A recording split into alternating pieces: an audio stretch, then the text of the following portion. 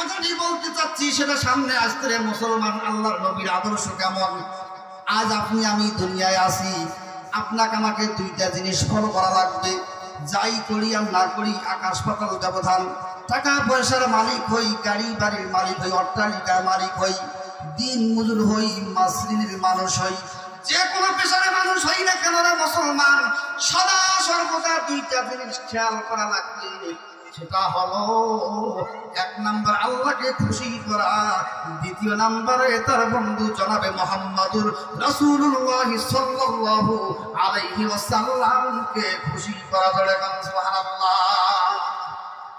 ও মুসলমান, আল্লাহর নবী সাল্লাল্লাহু আলাইহি ওয়াসাল্লাম আদর ছাড়তে গেছেন, এদিকে স্ত্রী যখন স্বামীকে পাইলেন না, ভিতর থেকে দরজা লাগিয়ে জেগে আছেন, চিন্তা করতেছেন কি ব্যাপার, একটু ওয়েট করে দেখি তো স্বামী ফিরে আসে কিনা, নবীজি ফিরে আসেন কিনা।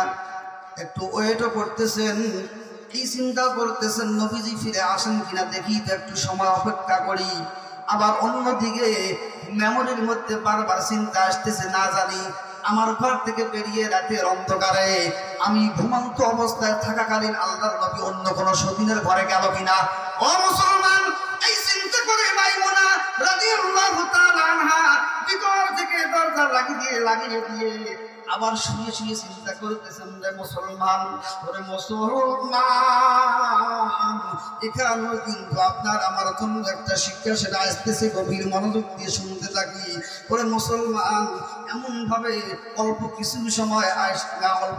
সময় হযরত মাইমুনা রাদিয়াল্লাহু তাআলা আনহা যখন একটুখানি সময় অতিবাহিত হয়ে গেল, কিছুক্ষণের মধ্যেই আল্লাহর নবী সাল্লাল্লাহু আলাইহি ওয়াসাল্লাম প্রসাবের হাজত সেরে এসে দরজার মধ্যে লক করলেন যাতে দরজাটা ভিতর থেকে খুলে যায়। ও মুসলমান, আল্লাহর নবী বললেন, মাইমুনা তুমি দরজা কেন লাগিয়ে দিয়েছো, দরজা খোলো।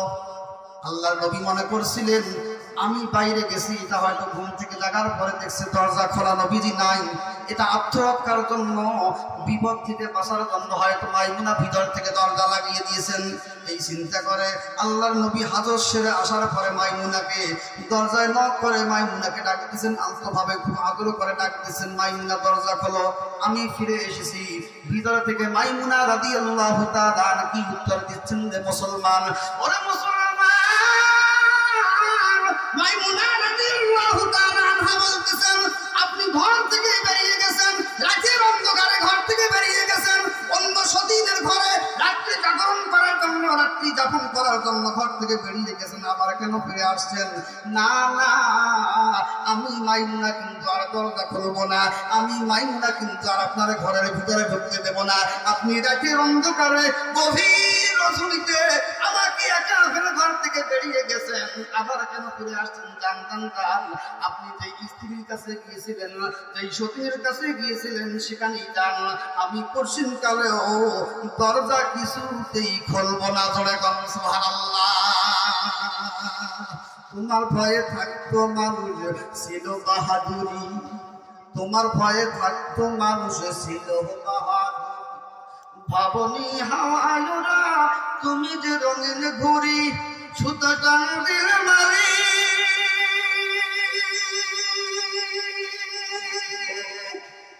ও সুতো টান দিলে মালিক, সুতো টান দিলে মালিক, সুতো টান দিলে মালিক, পারবো না থাকিতে। বাড়িওয়ালা বাড়িওয়ালা বাড়িওয়ালা নাহিরে বাড়ি, নাহিরে দুনিয়াতে, বাড়িওয়ালা নাহিরে বাড়ি, নাহিরে দুনিয়াতে, বাড়িওয়ালা নাহিরে বাড়ি,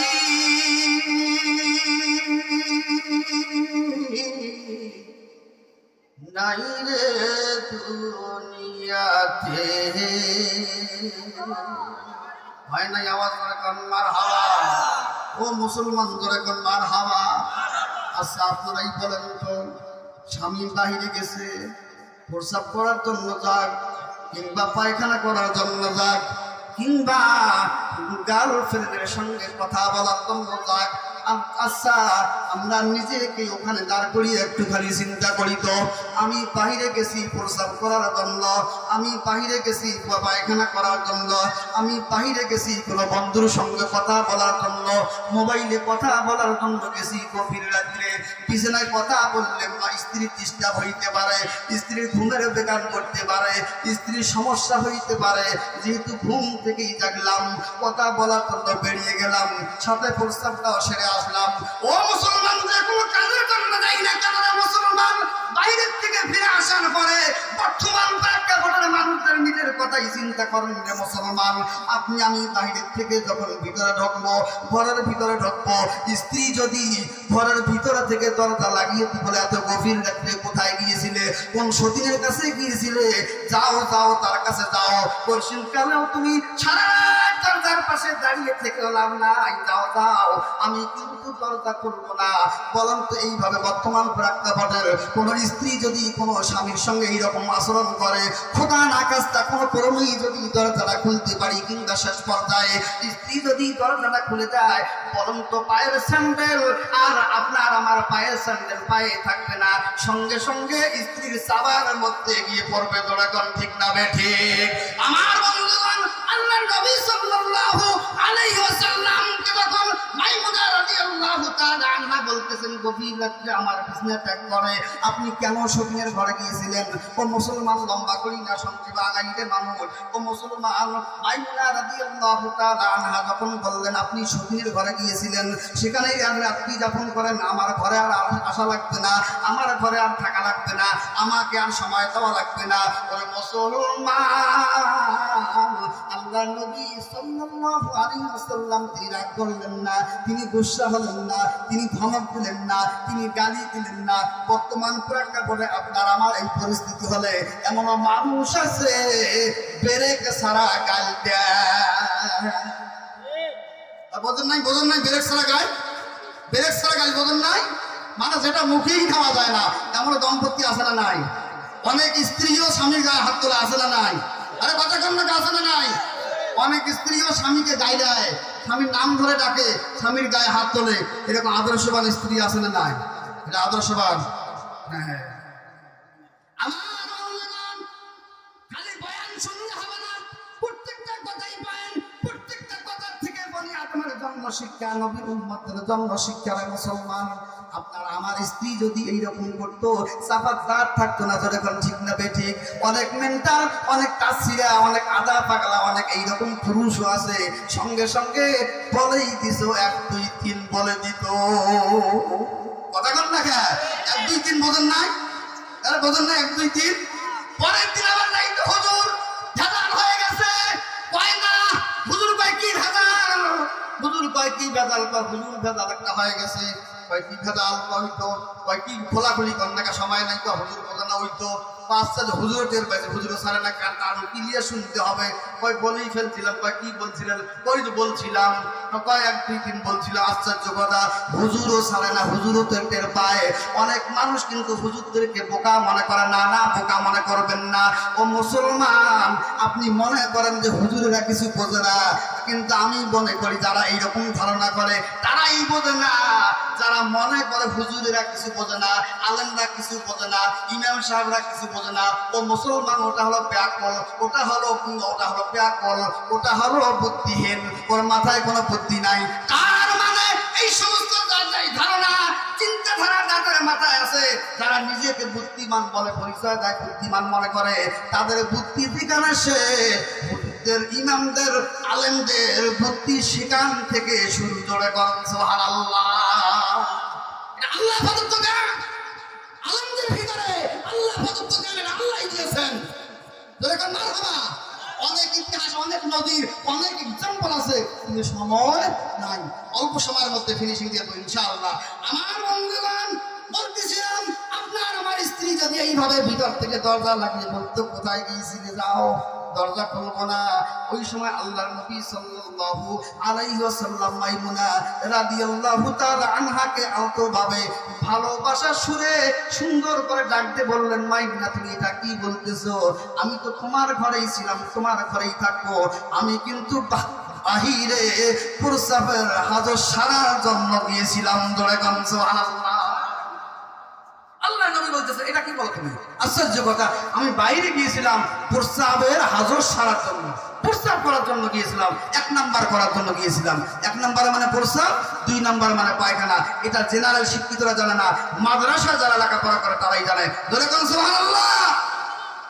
আমার বন্ধুগণ, এরপরেও মাইমুনা রাদিয়াল্লাহু তাআলা আনহা বিশ্বাস করতে চাচ্ছিলেন না মুসলমান। এখান থেকে এই যে নীলা খেলা, আল্লাহ যে খেলাগুলি খেলাইলেন, এটা কিন্তু এমনি খেলার নাই। লাস্টে ফিনিশিং হলো, ওখান থেকে বনি আদমকে শিক্ষা দিলেন যে এটাও নবীর আদর্শ, স্ত্রীদের সঙ্গে হাসি মুখে ব্যবহার করতে হবে। ধরে কোন সুবহানাল্লাহ। আল্লাহ নবী বললেন, মাইমুনা না না, তুমি যেটা মনে করতেছো সেটা না। তুমি কি একবার চিন্তা করে দেখেছো আমি কিন্তু আল্লাহর নবী, আর নবীরা কোনদিন মিথ্যা কথা কয় না।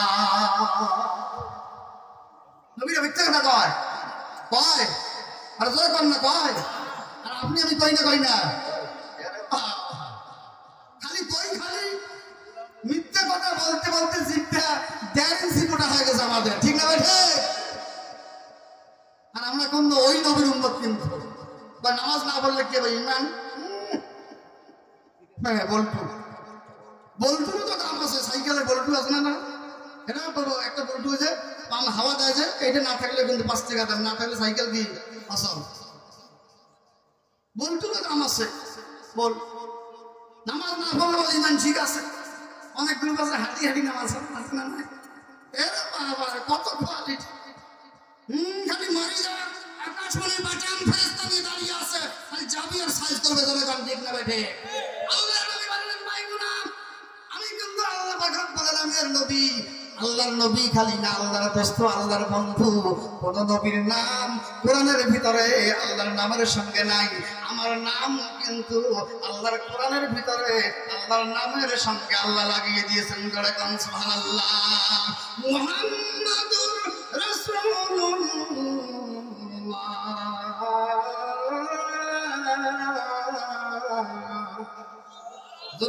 আল্লাহু আকবার।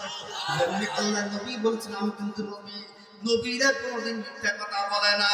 সঙ্গে সঙ্গে মাইমুনা রাদিয়াল্লাহু তাআলা আনহা দরজা খুলে দিয়েছেন।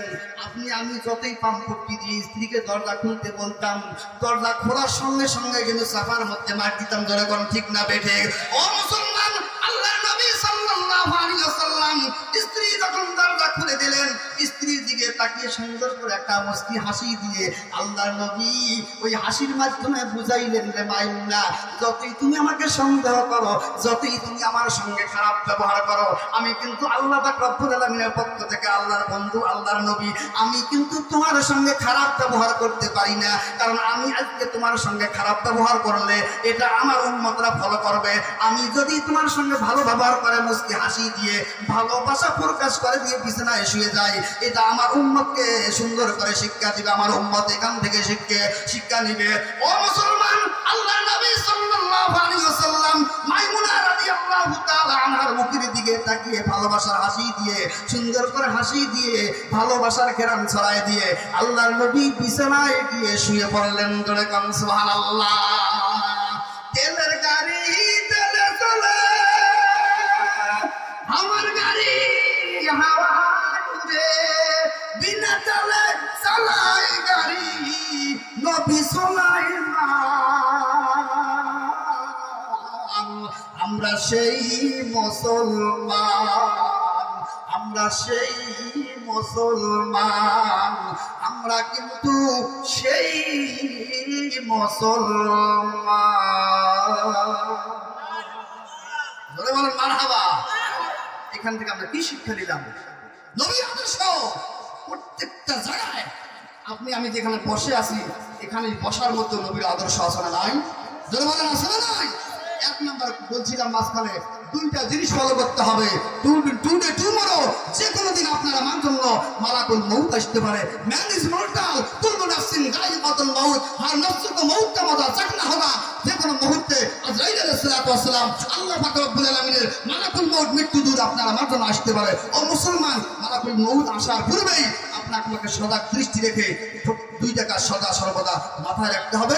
নাম্বার 1 হচ্ছে আল্লাহ পাক রব্বুল আলামিনের হুকুম, দ্বিতীয় নাম্বার হচ্ছে নবী করিম সাল্লাল্লাহু আলাইহি ওয়াসাল্লামের অনুসরণ করা। সেই নবী করিম সাল্লাল্লাহু আলাইহি সাল্লামের অনুকরণ করতে গিয়ে নবীজি সাল্লাল্লাহু আলাইহি সাল্লাম বললেন যে তুমি আলেমকে ভালোবাসবে। এই আলেম তৈরি করার যেখানে কারিগর, যেখানে ফ্যাক্টরি, সেই ফ্যাক্টরিকে ভালোবাসবে। ফ্যাক্টরি পর্যন্ত মাদ্রাসা, জামিয়াতুল মুমিনাত মহিলা মাদ্রাসা, এটা একটা ফ্যাক্টরি।